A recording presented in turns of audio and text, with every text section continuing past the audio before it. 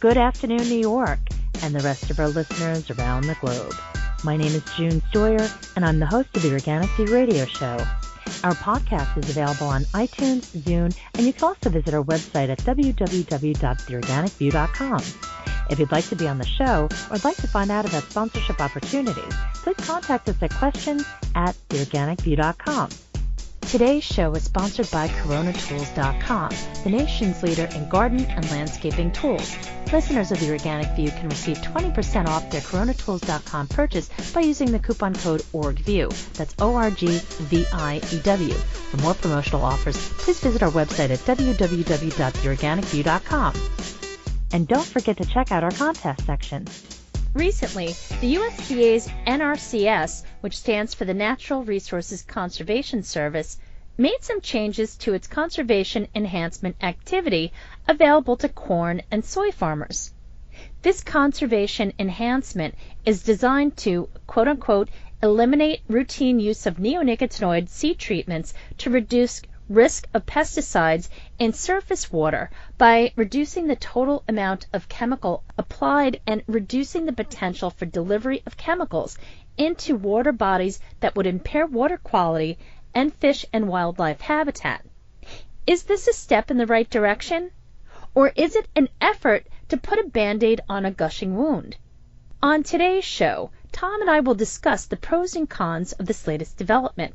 So I'd like to welcome to the show my co-host, Colorado beekeeper Mr. Tom Theobald. Good afternoon, Tom.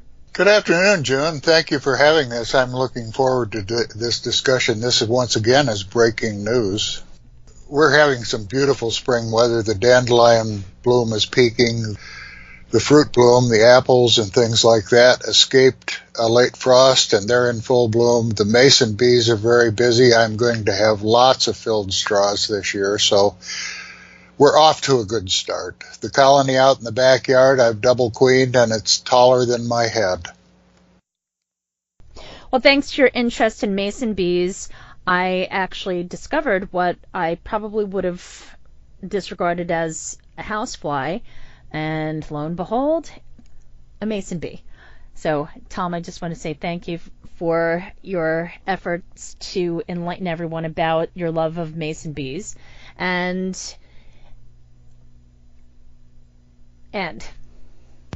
I've enjoyed watching the mason bees for many years, and I've encouraged others to do it now that I have enough that I can sell some.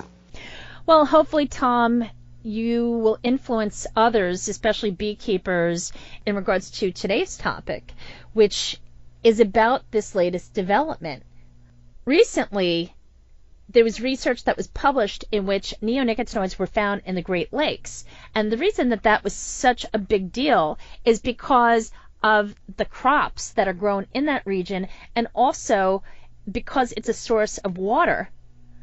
And then we had the recent news of the European ban on 3 major pesticides, 3 major neonicotinoids. So this development, while it does appear to be in the right direction, is it really what is needed? Or is this, as I said before, is it just a Band-Aid that's been put on a gushing wound? Interesting question, June, and this news just broke yesterday, so we don't know everything about it, but it's pretty much as you described in the beginning. It's called an enhancement program, I think, and as I read it, it takes taxpayer dollars and reimburses farmers who agree to a 1-year contract not to use seed treated with neonicotinoids.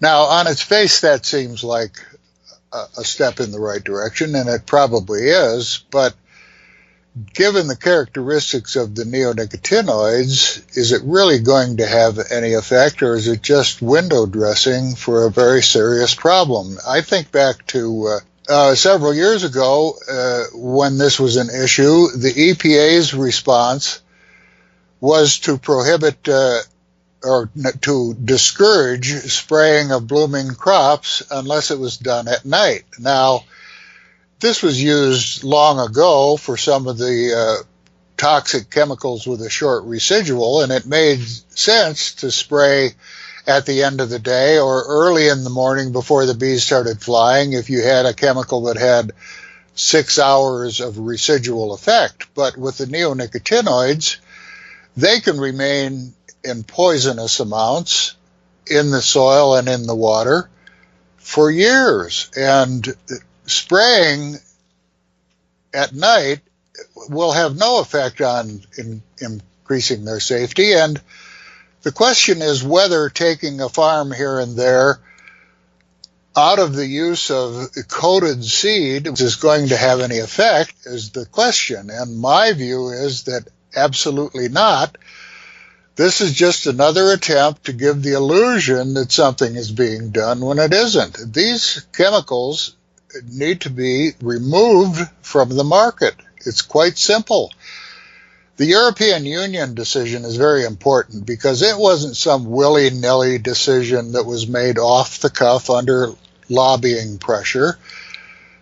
In 2013, the EU voted to ban neonicotinoids on several commodity crops like corn, soybeans, canola, and that came as a result of a very thorough investigation of the science. But over the intervening 5 years, EFSA, the European Food Safety Authority or Agency, has spent 5 years weighing quite literally several hundred scientific studies which have connected the neonicotinoids not only to horrible problems with the honeybee, but with other pollinators, with freshwater invertebrates, with birds moving up the food chain. Insectivorous birds here in the United States have declined dramatically.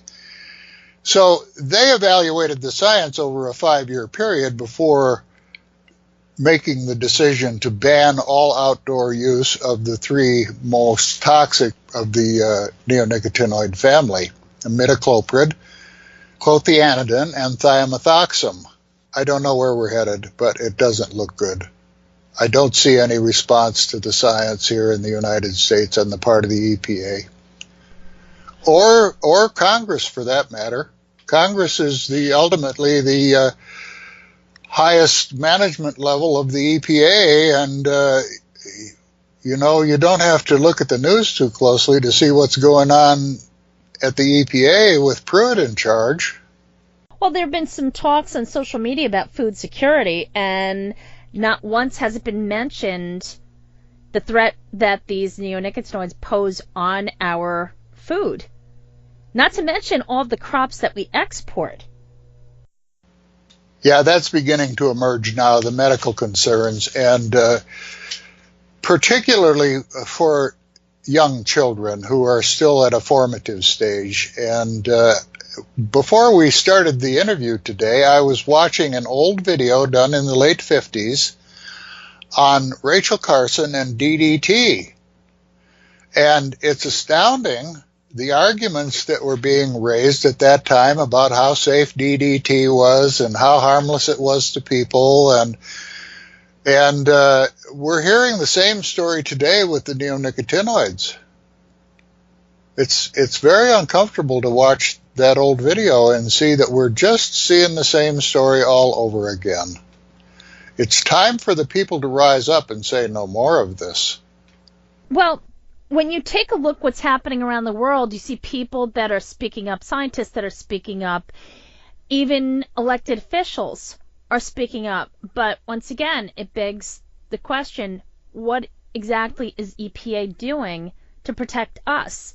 Or is it, as you've said for so many years, Tom, are they solely just the marketing arm for industry? Well, the more I understand the problem, the clearer it becomes to me that we're in the grip of a system that has absolutely no concern for the health of the environment, for the health of you, for the health of your loved ones, for the consequences of what they're doing. If there's money to be made, they will do it. And they will either ignore the consequences or dismiss the consequences, minimize the consequences. That's the battle that we're in with the neonicotinoids.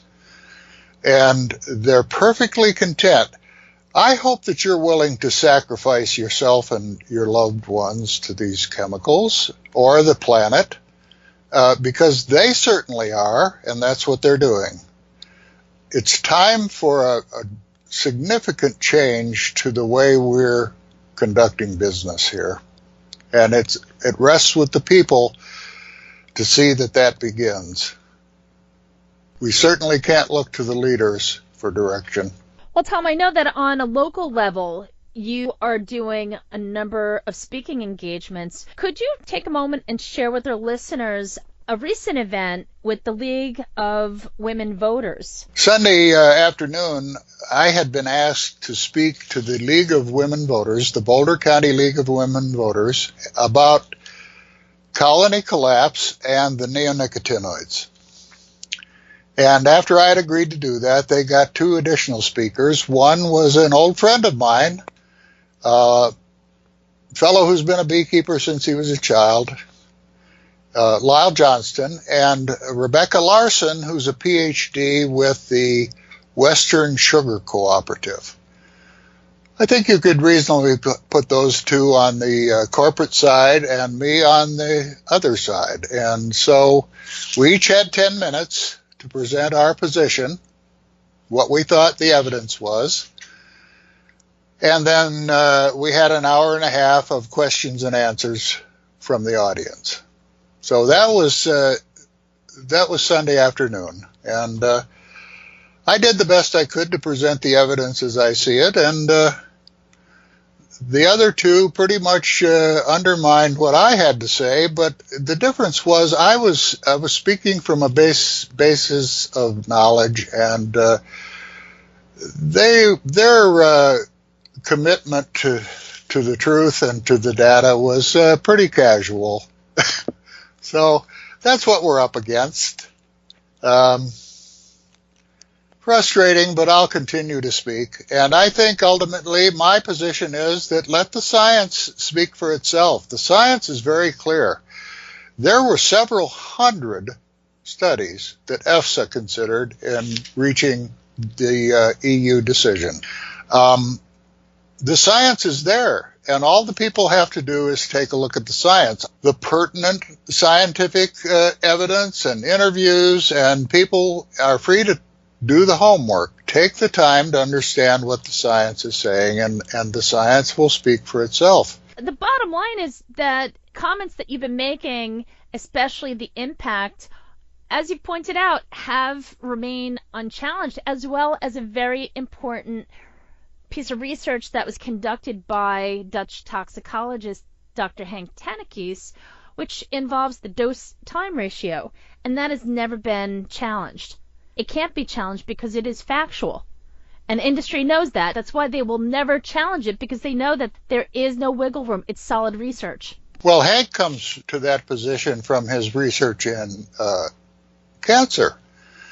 And basically what it says is that a tiny dose of something over time can produce a dramatic effect. A cancer can become a tumor, can become an organ that fails, can become all kinds of things. And it's historically in toxicology, the dose made the poison. If you drink too much water, it's poisonous. If you eat too much salt, it's poisonous. And that's the old way of thinking. But with the dose-time ratio, what it means is that what it would take to produce an acute kill, in other words, give something to you that would kill you immediately or very quickly, a tiny fraction of that administered over a period of time can produce the same effect. And that's the dose-time ratio. That's the dose-time concept. But the science is clear, and anyone who is willing to do even a modest amount of homework to understand what the science is telling us will see the lie and misrepresentation in what they're being told. And I encourage people to do that because it's only the people who are going to change this. We cannot expect any change from the system, from the corporations, or from our leadership, I'm afraid. Unfortunately, you're right. Tom, it's been great talking to you, but we are out of time. Folks, I just want to share some really good news. One of our sponsors, Corona Tools, is actually celebrating their 90th anniversary, and they are launching their new Grow 90 campaign. So for those of you that do get out there and garden, please check out all of the wonderful tools that they have and take advantage of the discount that they're offering for listeners of the Organic View Radio Network. It's basically a 20% discount if you use the keyword ORGView. That's ORGVIEW. So check that out. And what better time than spring to check out your inventory of garden tools? You know, I do it every spring, and I wonder, where is this and where is that? And I need one of these, and now is the time to do that. And thank you, June, for providing this venue for these continuing discussions, and thank you to our listeners who tune in every week to hear what we have to say. We're doing our best to keep you informed. Thank you, Tom. Folks, thank you for tuning in. Tune in next week as Tom and I continue the discussion. If you have any questions for us, we would love to hear from you. Please reach out to us at questions@theorganicview.com. Thank you for tuning in. This has been June Stoyer with the Organic View Radio Show. Have a great afternoon.